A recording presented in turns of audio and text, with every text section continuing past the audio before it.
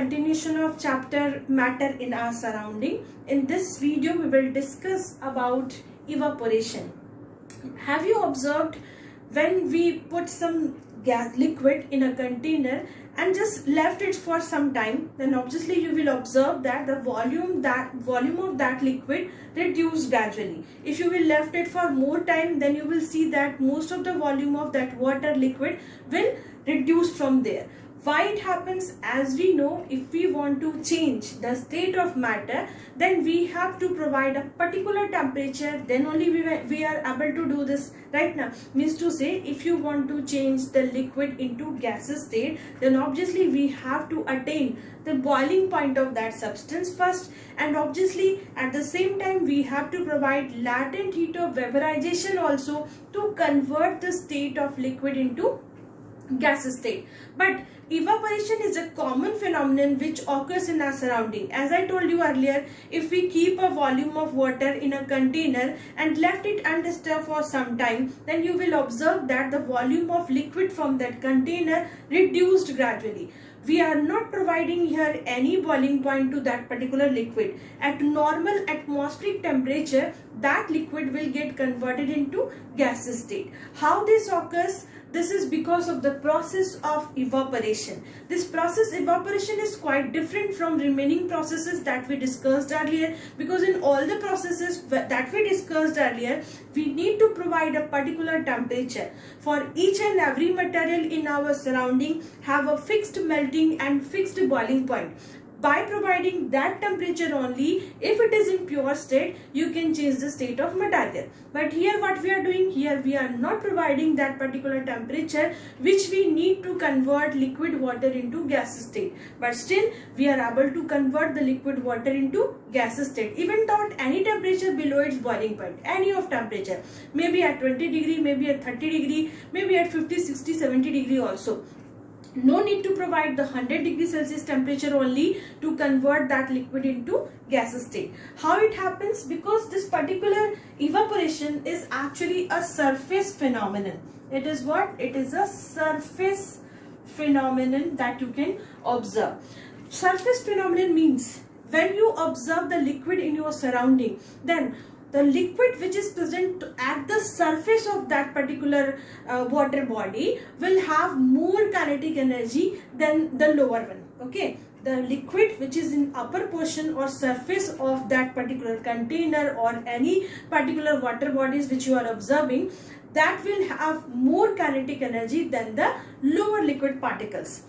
That particular energy is actually attain a latent heat of vaporization, because we know whenever we will provide the latent heat of vaporization, then only it will convert into liquid from liquid to gaseous state, right? So to provide latent heat of vaporization, this particular surface liquid attains some energy from surrounding and help to attain latent heat of vaporization. Because of that, that particular liquid will get converted into gaseous state below its boiling point.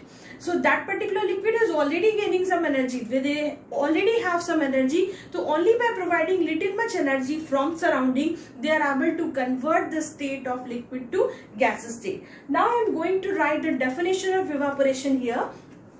Evaporation is basically the phenomenon of, simply the process of changing,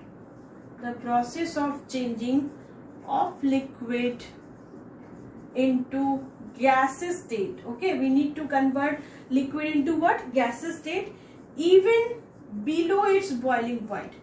Gaseous state में convert करना है, but even below its boiling point. No need to provide here the boiling point, because we already discussed about these all things.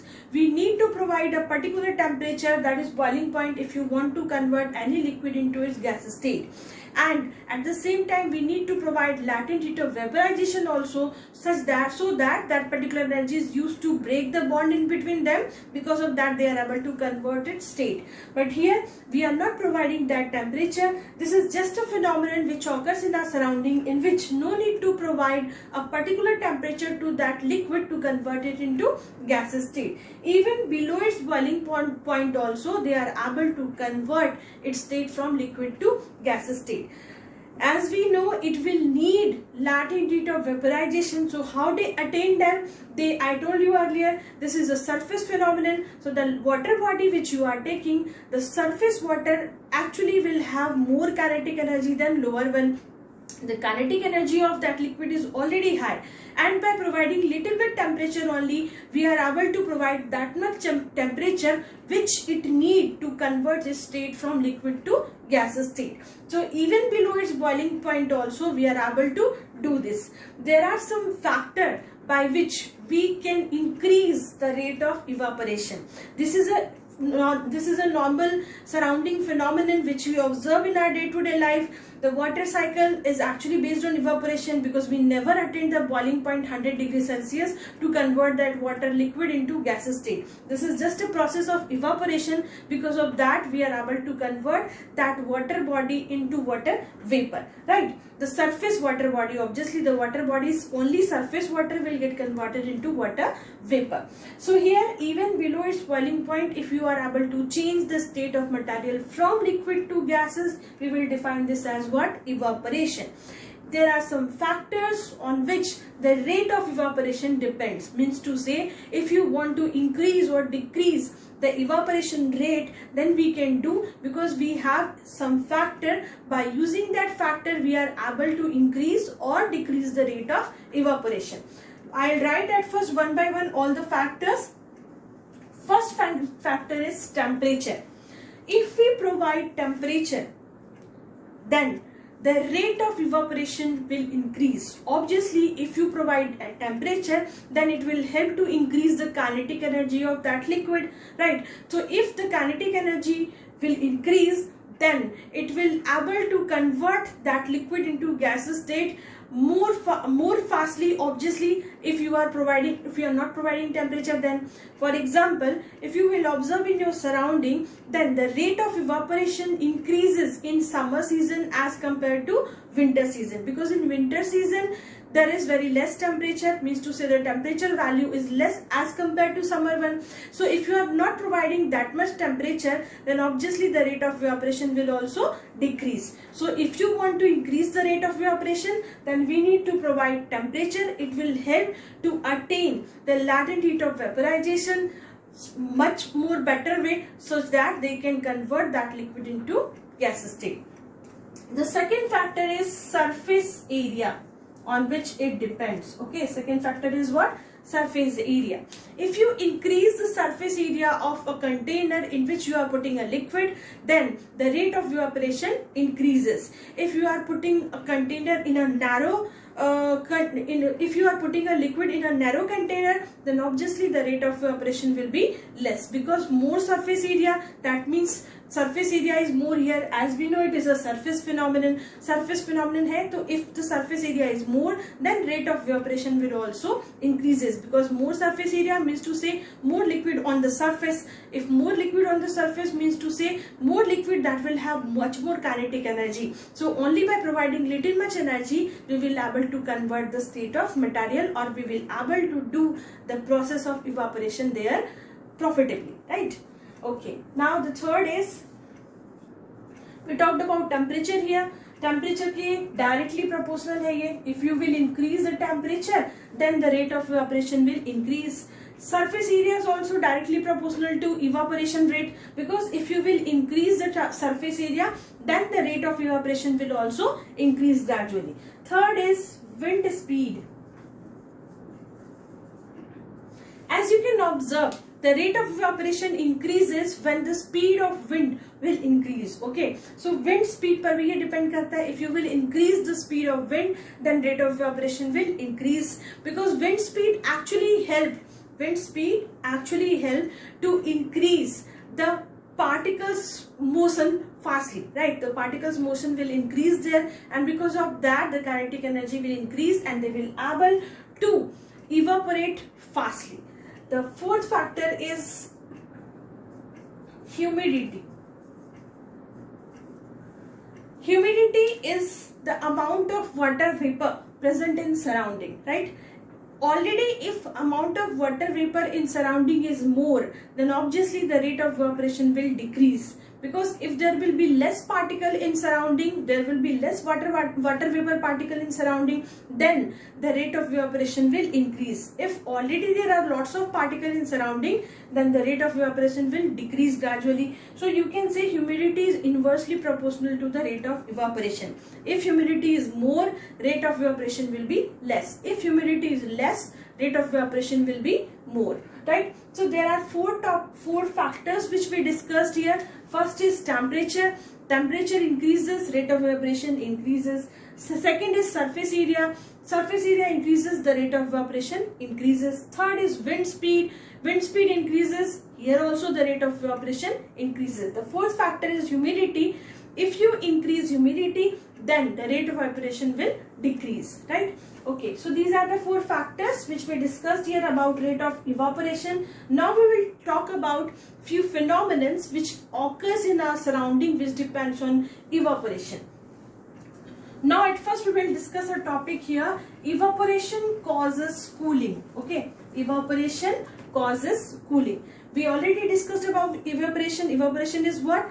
The change of liquid into gaseous state below its boiling point. This point below its boiling point is very important here. So we need to learn that we are converting here liquid into gas, but below its boiling point at any temperature. There are some factors on which it depends, that also we discussed here. Now we will talk about evaporation जो है वो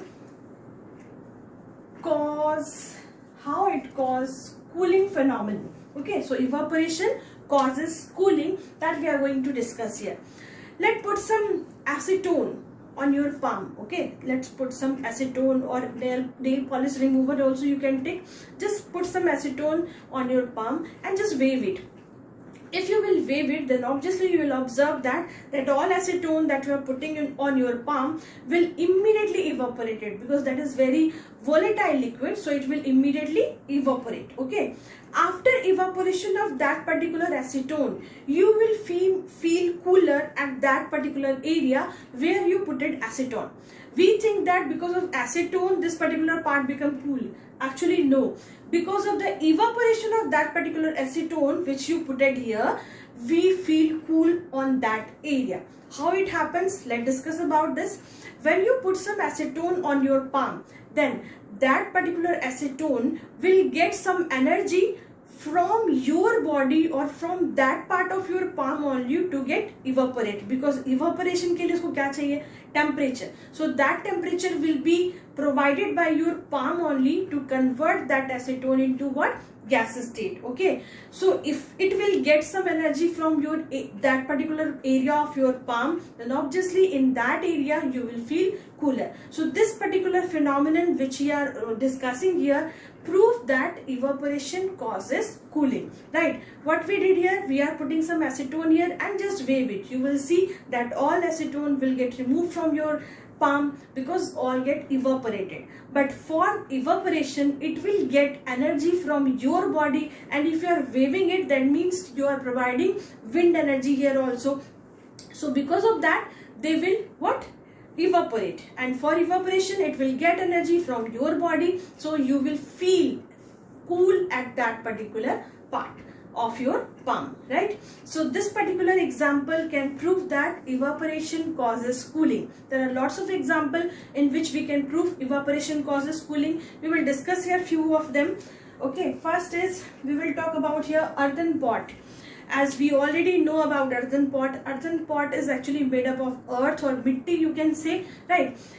If we put water there, then obviously there are lots of pore in earthen pot, right? So that all water slowly will come outside. Okay, when that water will come outside, then it will get evaporate, right? And for evaporation, it will get energy from water which is present inside the earthen pot, and obviously from the surrounding also, right? So to evaporate that particular water, it will get energy from the liquid which is present inside the earthen pot. So obviously the energy of liquid which is present inside the earthen pot will decrease gradually, because the surface water will try to evaporate, and for evaporation it will need energy, it will need temperature. So that temperature will be provided by the liquid water which is present inside the earthen pot, right? So because of that, it will lose energy and it will become cooler. and at the same time it will get some energy from surrounding also. So at that particular part of earthen pot also you will feel cooler there, right? So this phenomenon also define that what evaporation causes cooling, right? Okay, so we discussed about earthen pot here. Now there is one example in your textbook. There we use cotton cloth in summer. Why we use cotton cloth in summer? You need to explain it. Okay. So as we know, cotton cloths are best absorber. It absorbs our sweat because in summer we perspire, right? So perspire means we sweat. So when we sweat, then obviously that all sweat will get absorbed by the cotton cloth which you are wearing. If you are wearing satin and normal terracottans, then obviously it will never absorb that sweat. But if you are wearing cotton cloth, so as it is a best absorber, this will absorb all the sweat, right? Now, to evaporate that particular sweat which is present on cotton cloth, will get energy from your body only. To evaporate that sweat, because it is a liquid, so to evaporate that sweat, it will get energy from your body only and obviously from surrounding also, and because of that your body will lose some energy, right? And by losing some energy we will feel cool there. So this is also an example in which we can prove evaporation causes cooling, right? Okay, there is one more example in your textbook. Why in hot summer day, in hot dry day, if we talk about hot dry day, then the cooler works very better way. If you are taking a cooler to an area where the surrounding is very hot and it is very dry also, then obviously the cooler will work in better way there. Why? Because we know the rate of evaporation depends on obviously humidity indirectly, right? Now humidity will be more, then the rate of evaporation will be less. So if the area is very dry, so you can say there is very less humidity, then because of that the rate of evaporation will be increased there. And if that is very hot and dry तो हमने discuss किया, that is less humidity. Now hot means to say temperature is more. These both factor will help to increase the rate of evaporation. If it is hot, then rate of evaporation will increase. If it is dry, then also rate of evaporation will increase. So because of that particular hot and dry place, the cooler will work in better way, because evaporation causes cooling. So evaporation causes cooling, and here the rate of evaporation increases because of hot and dry day. So in summer the coolers cool in better way if the surrounding will have very hot and dry day.